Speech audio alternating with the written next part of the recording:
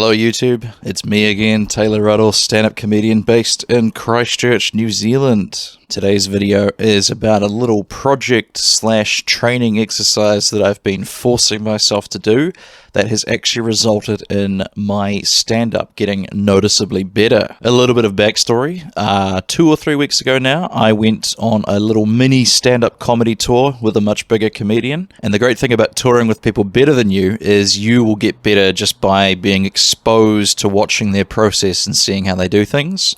It's kind of an iron sharpens iron situation there. And he was trying something radically different by combining rave culture with stand-up comedy. So I felt like it was very important for me to do something that scared me as well. Now, I grew up watching a lot of cartoons, watched a lot of Cartoon Network, The Simpsons, South Park, that kind of thing. And I've always messed about trying to do the voices a little bit just around my friends and my family. But I've never quite been brave enough to actually try to do impressions on the stand-up comedy stage before. Now, I'm a very emotionally stunted Kiwi man, which means I don't express myself that often.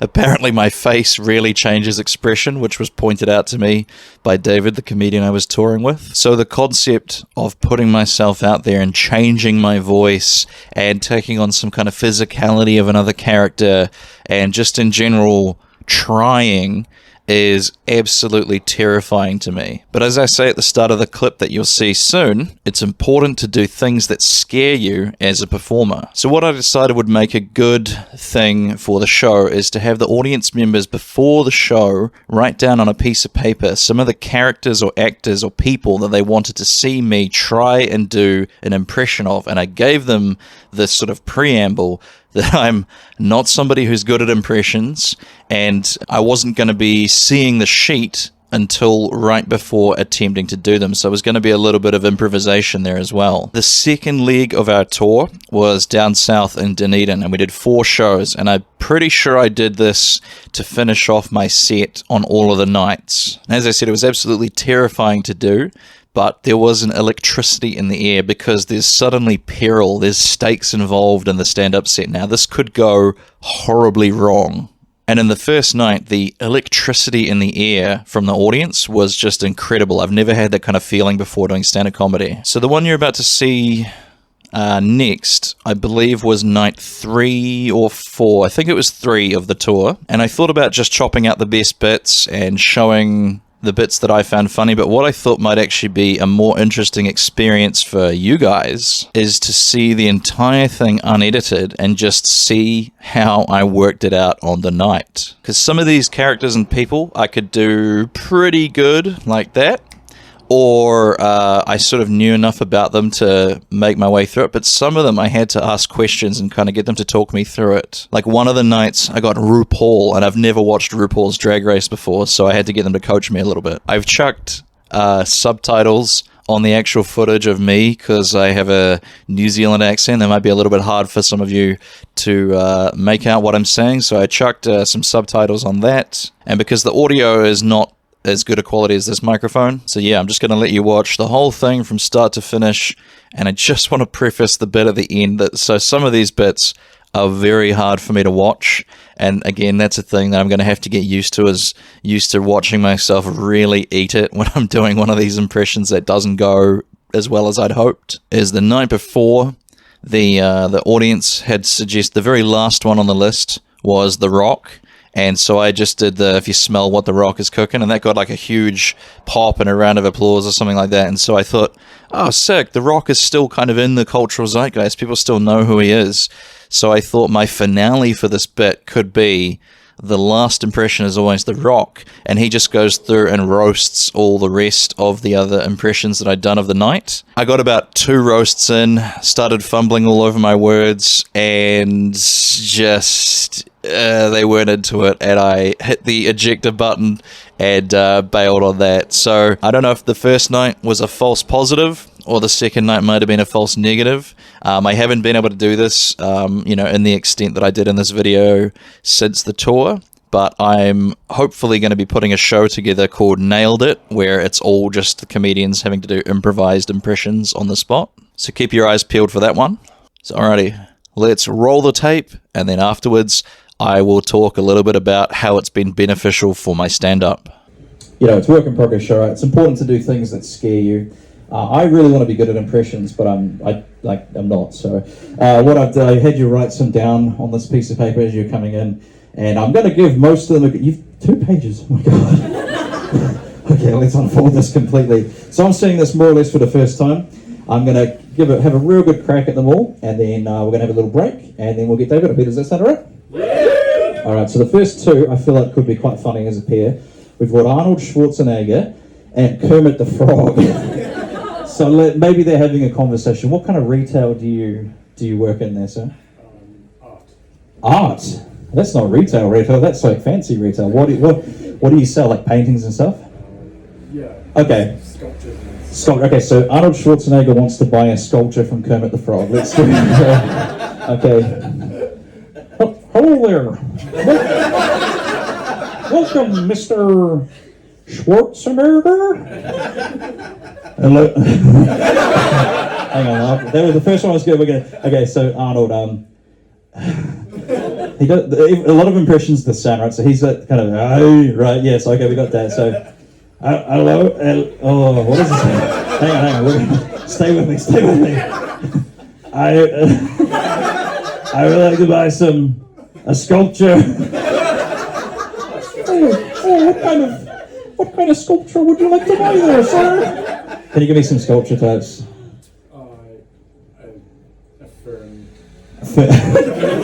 Well, yes, you'll see as we have here a lovely fern sculpture for you. I was hoping for more. Could you make a sculpture of me? What the hell is it? He's harder than you think to do, to be honest.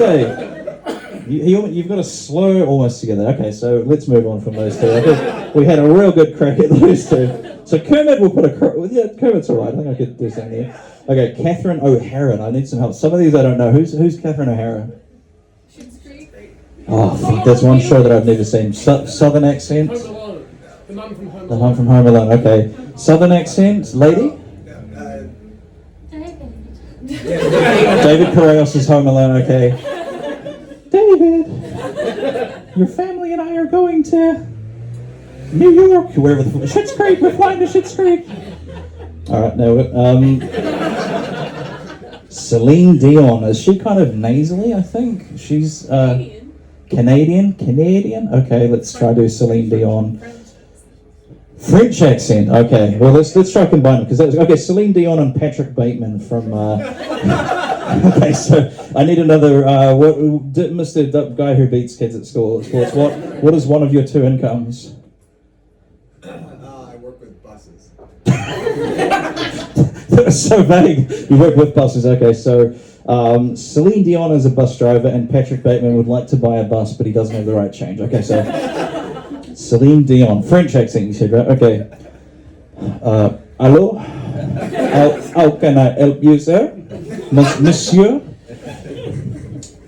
Hello, I would like to, I need a bus ticket to, the Dorsey. What is that restaurant? Yeah, I'm going out for a luncheon at the Dorsey with my friends, the fuck are the names? I can't remember the names. Okay, Celine Dion says,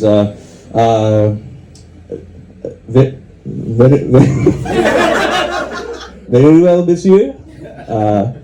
Please be handing me 2 francs. I know we're Canadian. What is them at $2? Merci. How do you say please in French? Por favor, that's Spanish, isn't it? S'il vous plaît. S'il vous plaît? Okay, then Patrick Bateman. What was the Canadian currency again? It was dollars. Okay. I only have American dollars. You fucking bitch. Let me on this fucking bus. Do you like Huey Lewis in the news? That would be what he. Yeah. Okay. That could have gone better, but you know what? We're gonna keep moving. So Jar Jar Binks with erectile dysfunction. Okay, this is some. So who is he trying to sleep with? Let's say he's Christopher Walken. Okay, so Jar Jar Binks and Christopher Walken have gone home together. Okay, Christopher Walken. Jar Jar. I'm stoked to be making love with you tonight.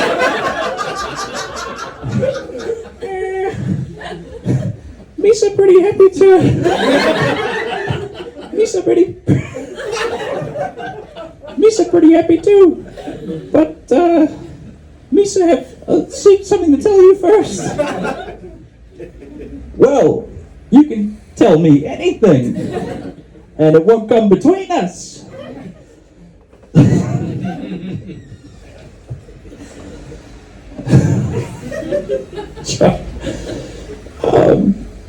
Now this happens to a lot of guns. 1 in 10.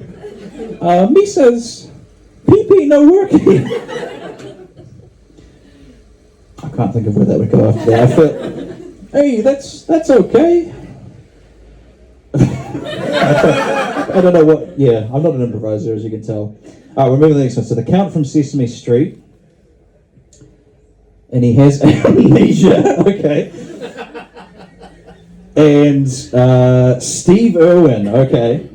Steve Irwin has cited the Count. Okay, so Steve Irwin. David keeps telling me to the faces. I need to remember this. So he's Steve Irwin. Crikey! Look at this little bugger. Look at this purple bastard over here. Now that's what we have here. Is the the Countess Sesame Streetus.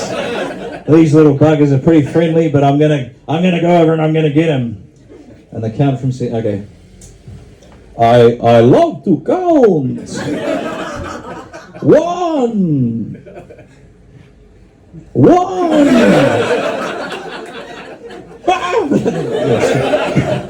It's just Steve grabbing the puppet off the guy's arm.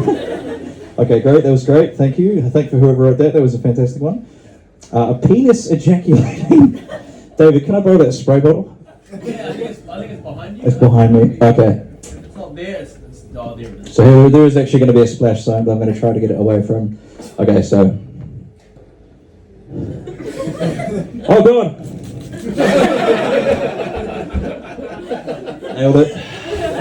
Nailed it. How long have we got, David? Yeah, like. Keep going. Yeah, like 3 minutes. Elon Musk. Okay. No.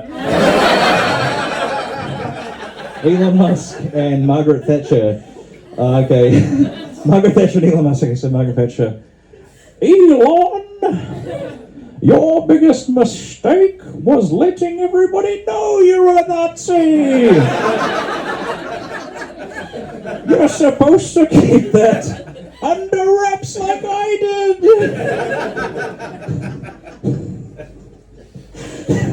I'm gonna move it. I feel like Elon's got no recall. Well, Elon has got that South African sort of. He almost sounds like us, doesn't he? Elon.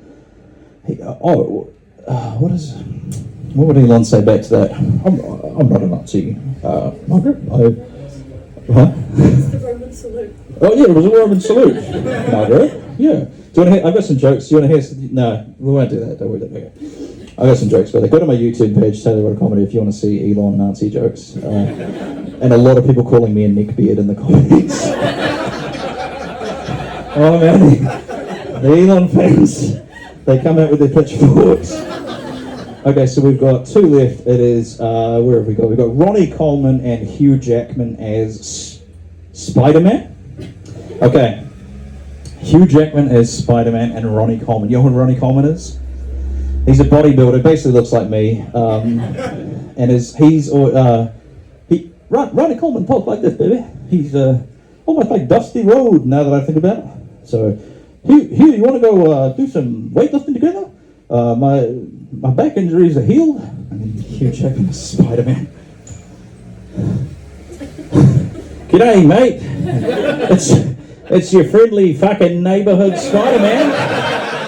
Hey, look at me do the dance from fucking one of the stage shows that I'm in. Alright, I'm going to try something else. I would like to do as the finale, if it's alright with you, I would like to do The Rock but he's roasting all the characters that I've done the impression of. Does that sound alright? Okay, so we'll start off with The Rock. Okay, so you know who The Rock is, right? The wrestler.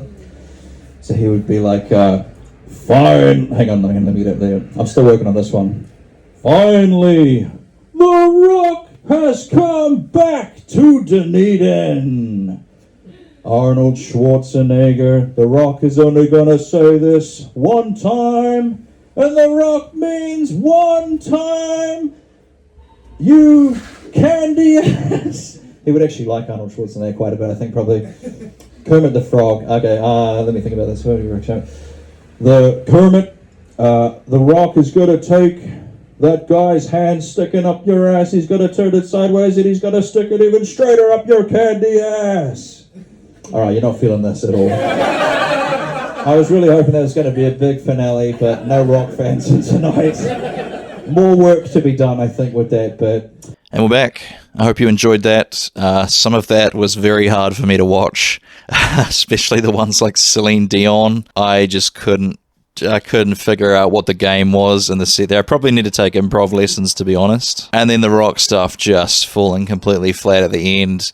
You know, but it's important to put your L's out there as well as your dubs, because there are a hell of a lot of L's in the stand-up comedy industry. So there are two reasons that I'm going to keep doing this little segment in my shows. The first reason is because it's a skill that I genuinely want to get better at, and I've seen, I just saw someone send me a video today of one of the Simpsons voice actors. I think it was Hank Azaria. He was going through, I think it was like A Tale of Two Cities or something, as each one of his characters doing a different line. So you can make some really cool stuff online if you can do voices, which it's a skill I want to get better at. And then there is another knock-on effect. Now when I'm doing my regular stand-up pieces, I found it so much easier to go in and out of voices. Like I have a piece about being a really bad victim or a really bad target for blackmailing because I'm neurotic and awkward, and I have to do a bit of, guys, stop it, kind of stuff.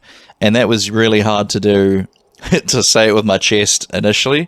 But after playing around with the impressions, and you almost get used to playing your voice a bit more like a musical instrument. You're finding out what you can move and change. And as David was telling me, the body language and the facial expressions, that really comes into it a lot. So it's almost like I'm learning to use... it's like I'm driving a car and I've only been driving it in first and second gear for the last 10 years. And now I'm realizing, there's actually a third, fourth, and fifth gear and a reverse gear as well. So keep your eyes peeled on this page for more clips. I'm going to tape as much of it as I can. I might do this as a little series where this is session 1 of me trying to get better at doing impressions, and then, I don't know, maybe in a couple of months I'll upload another completely unedited set and you can see if I've gotten any better or if I've gotten any worse. So subscribe, leave a comment, let me know which characters you think would be good for me to practice. There are a lot. This was another thing. I realized how many gaps in my knowledge there were, or celebrities that I had a vague idea of who they are, but I actually don't know anything about their kind of, their gimmick, if you will. So yeah, I'd love it if you could comment some people that you think are going to come up a lot, and subscribe if you want to see the next one. Thank you for watching, and we'll see you in the next one.